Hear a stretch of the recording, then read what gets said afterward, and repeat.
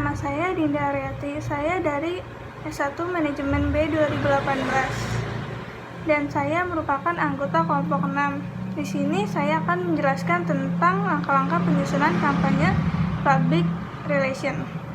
Langkah-langkah penyusunan ini terbagi dalam 4 fase, di mana fase pertama yaitu penelitian formatif. Fase ini dilakukan sebelum memulai program yang tujuannya untuk mendapatkan informasi tambahan yang diperlukan untuk mengarahkan pada pengambilan keputusan dalam perencanaan.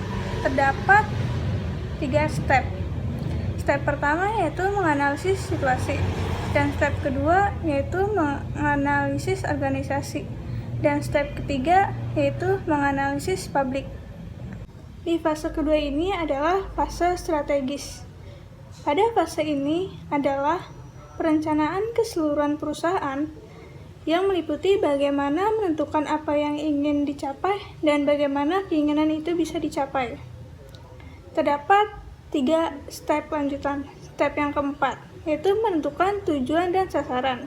Step yang kelima merumuskan strategi, aksi, dan respon.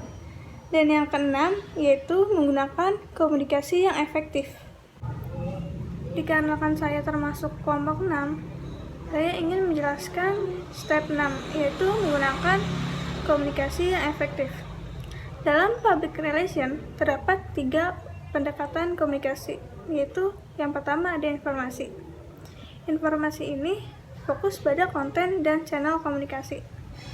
Terus yang kedua melibatkan pesan search ke receiver. Yang ketiga, interpretasi dari search ke receiver. Dan yang kedua itu ada pendekatan persuasi. Nah, dia itu fokus pada konten pesan.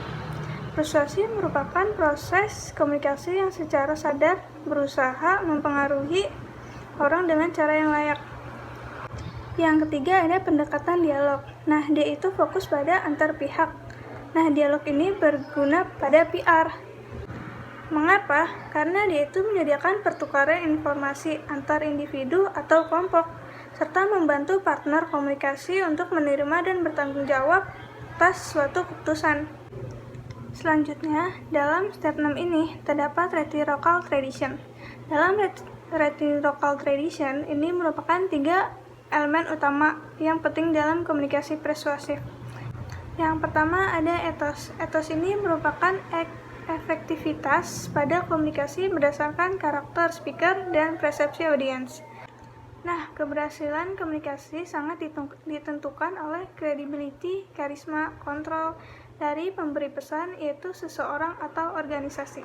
Yang kedua ada logos, yaitu bukti verbal, bukti pendukung visual, kesalahan logika, dan yang terakhir ada statistik.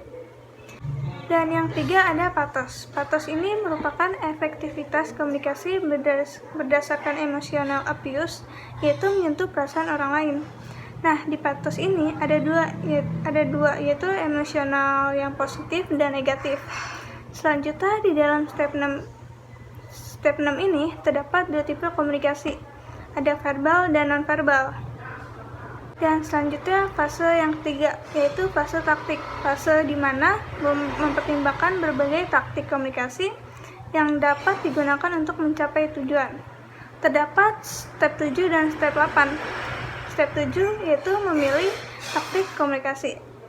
Dan step 8 yaitu mengimplementasikan rencana strategis. Di fase keempat yaitu penelitian evaluatif. Ini terdapat step terakhir yaitu step 9, mengevaluasi rencana strategis.